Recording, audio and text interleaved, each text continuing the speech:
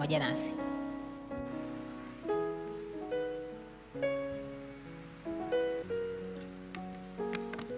Tusimame kwa angalau dakika moja ya kila moja kusema na Mungu, kujiandaa kwa ajili ya kusogea madhabahuni. Fumba macho yako wakati piano inapigwa kwa sauti ya taratibu, ongea na Mungu wako.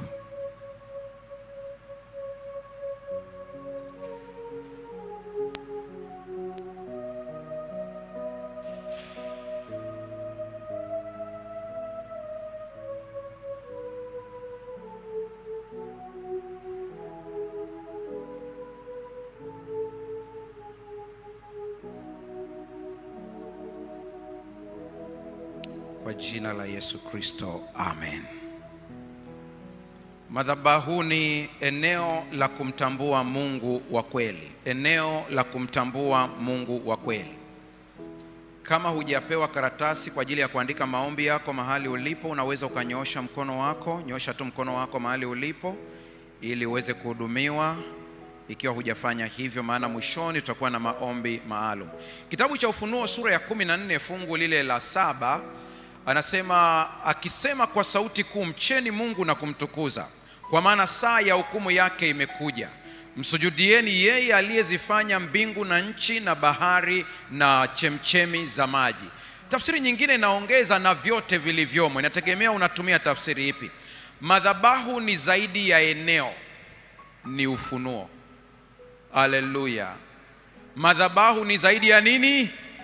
Ya eneo, ni ufunuo. Sikia hii. Madhabahu ni zaidi ya sehemu ya sala. Ni eneo takatifu la utambulisho wa Mungu wa kweli. Wakati ulimwengu unaabudu miungu kama vile pesa, umaarufu, cheo, teknolojia, sauti kutoka mbinguni katika Ufunuo 14 fungu la 7 inaleta onyo la upendo. Mcheni Mungu na kufanya nini? Na kumtukuza. Hii ni sauti ya mabadiliko ya kiroho. Ni mwito wa kufungua macho ya rohoni na kutambua. Rafiki yangu uliyeko hapa, kuna macho ya mwilini na kuna macho ya rohoni. Macho yako ya rohoni yafunguke, ujue tunaishi wakati gani. Tunaishi kipindi ambapo miungu mingine inachipuka bila kutambua. Unaweza usijue kwamba kuna Mungu mwingine amechipuka katika maisha yako. Pesa, vyeo, umaarufu, hata wewe binafsi. Wakati mwingine tukisema Mungu kwanza, ni kumtangaza Mungu dhidi ya vitu vingine vyote. Si kila kinachoabudiwa ni Mungu, lakini yupo mmoja anayestahili ibada. Haleluya. Yuko mmoja peke yake. Anaposema kumcha Mungu, maana yake ni nini? Kumcha Mungu ni kuthibitisha kuwa hayuko kati ya miungu, bali juu ya miungu yote. Haleluya. Rudia tena hiyo vizuri. Hayuko kati ya miungu, bali yu juu ya miungu mingapi? Yote. Kumcha Mungu ni kutetemeka mbele za utakatifu, si kwa hofu ya adhabu, bali kwa uzito wa utukufu wake. Mara kadhaa nimesema kwamba mtu yeyote ambaye anamuogopa Mungu kwa kuogopa adhabu, wewe sio mchaji Mungu. Mcha Mungu ni yule ambaye anajua uzito na utukufu wake na kumpa Mungu heshima yake.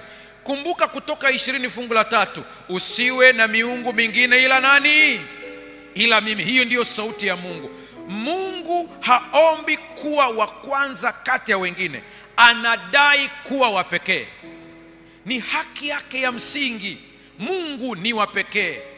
Miungu ya kisasa haiko kwenye mahekalu tu, imo kwenye mioyo yetu. Simu, nimesemaje hapo? Simu, watu, kazi, mali. Unaweza ukaorodhesha, iko mingi kwa aina zake. Niliona video clip moja, huenda na wewe umeiona, kwenye kanisa fulani, silijui ile kanisa, nikapande tu ka clip kamekatwa. Watu wako kanisani wako bize. Kuna shemasi mmoja, yeye kazi yake ni kuangalia watu wanao chati.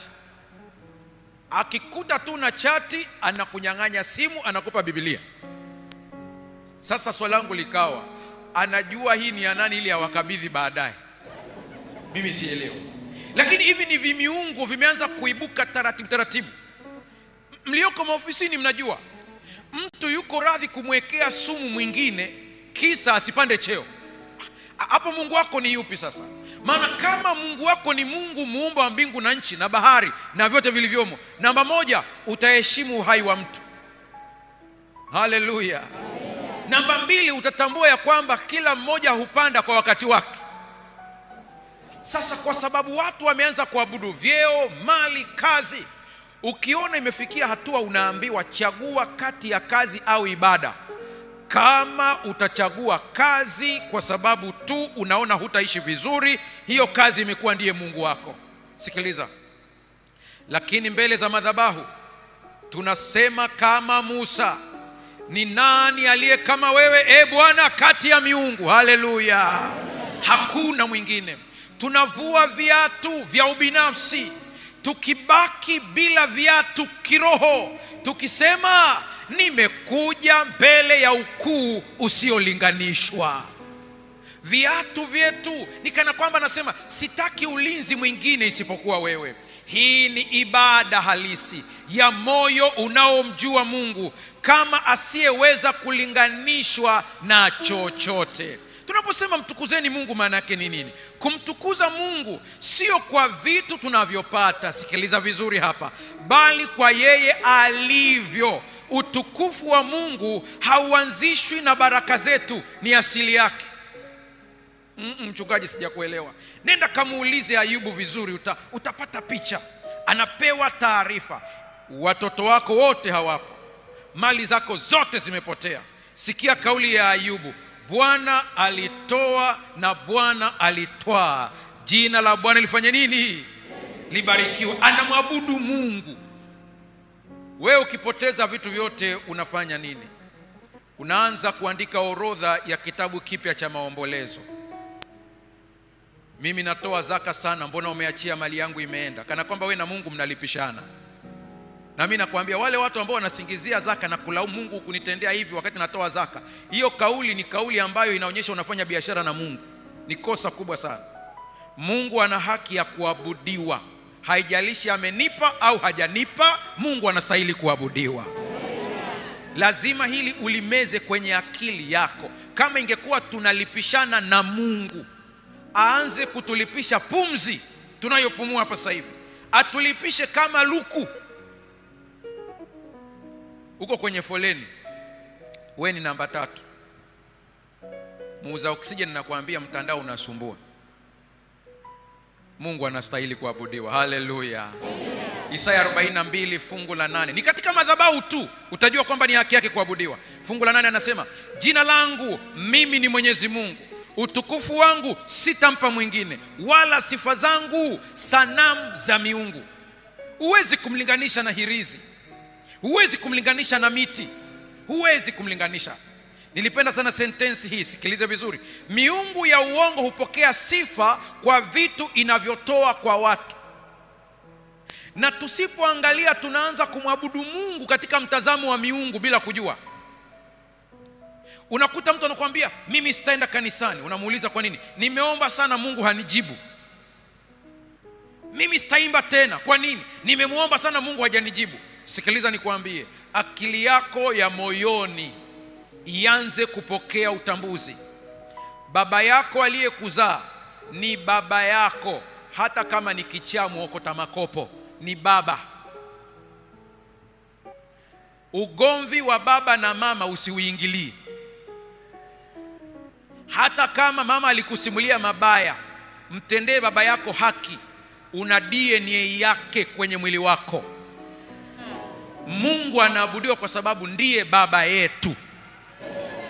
Upo kitandani, mwabudu Mungu. Haleluya. Namuona mzee Yakobo wakati anakata roho, Biblia inasema akaletewa fimbo yake akashika, akaabudu, akakata roho. Wengine wanakata roho huko ana listi ya watu. Fulani aliniloga, sikanyage. Ulikuwepo akikuloga, uliona? Mungu wa kweli anapokea sifa hata kabla hajafanya chochote kwa haki ya kutuzaa. Haleluya. Tukiwa hapa kwenye siku zile 10 za maombi kwenye mimbari hii, mtu mmoja hapa, mshiriki wa hapa akipenda atatoa ushuhuda wakati wa meza ya Bwana. Nakumbuka tulifanya maombi maalum kwa ajili ya watu wenye viwanja ambao wameshindwa kujenga na vitu kama hivyo. Siku ile sikutangaza habari hii, lakini Roho wa Mungu akamuongoza tu, akatoa sadaka ya shukrani siku ile akimwambia Mungu, asante kwa kunijengea nyumba. Hivi tunavyoongea, ndani ya muda mfupi nyumba imesimama. Niliwaambieni hivi, kumuombea mtu mwenye milioni 10, milioni 30 akijenga nyumba, huo sio muujiza, ni hamasa. Ila kumuombea mtu mwenye 0 na akapata, huo ni muujiza. Utukufu ni wa Mungu. Naomba ndugu zangu waje hapa mbele wakati tunapokuja kwenye maombi haya. Kama hujaleta yale maombi yako, fanya bidii uyalete sasa. Nataka nikuambie sentensi wakati wanakuja. Sifa za kweli huanza pale ambapo hakuna sababu ya kushangilia, lakini bado moyo unasema Mungu wewe ni wa kutukuzwa.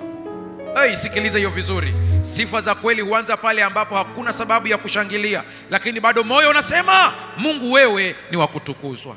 Naomba tusimame sasa, na wakati huo wale watu wakileta maombi. Leo usiombe kingine chochote, omba kumwambia Mungu ni haki yako kuabudiwa.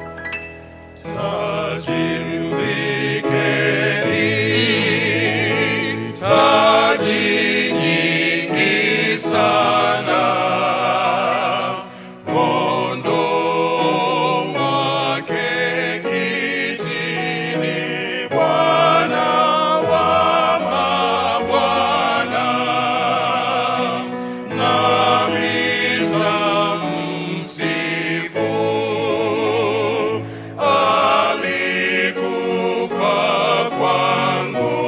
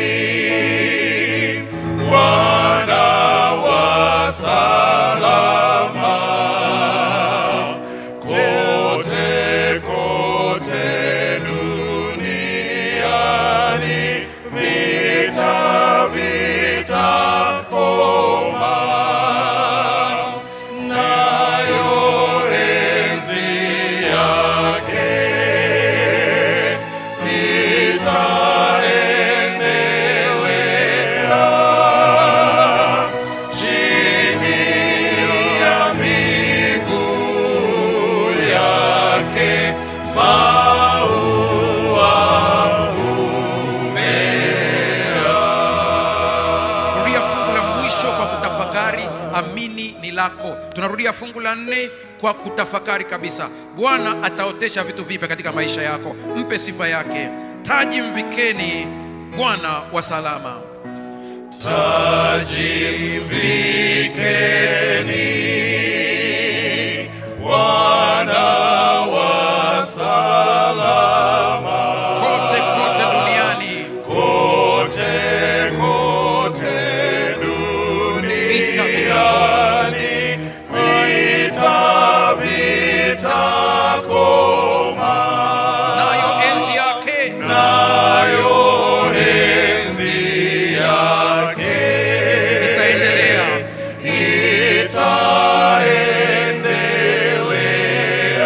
Chini ya miguu yake, chini ya miguu yake maua humea. Kwa macho yako, kwa macho yako. Baba Mungu wetu, unastahili kuabudiwa. Wewe ni juu ya miungu yote, hakuna Mungu kama wewe. Kila mara tumeleta mahitaji yetu mbele yako. Leo hatuleti hitaji lolote, tunakutukuza na kusifia. Unastahili kuabudiwa. Hutaki sifa, ila ni haki yako. Katikati ya maumivu una ujumbe mwema kwetu. Tumelalamika sana, tukaleta tu haja za moyo, lakini katikati ya sifa maua humea. Ninakushukuru maana katikati ya sifa hii kuna mtu fulani maua humea sasa, maana yupo chini ya miguu yako. Wewe ndiwe Mungu, hakuna Mungu mwingine. Pokea sifa, na katika kusifiwa magereza yanafunguka, minyororo inakatika. Wewe ni Mungu, pokea sifa za mioyo yetu, pokea sifa. Taji uvikwe mwana wa bikira.